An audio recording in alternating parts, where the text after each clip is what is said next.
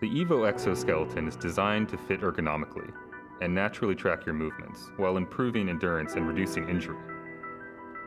If you haven't already, please take the parts out of the storage bag and lay them out in front of you. In the bag you will have a left and right arm assembly, hip belt, actuator springs, small torso tubes, and large hip belt wings.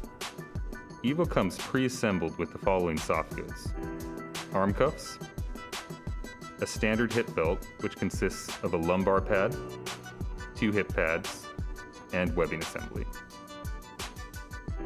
Assemble the device by inserting the tubes of the right and left arm assemblies into the corresponding lugs on the hip belt.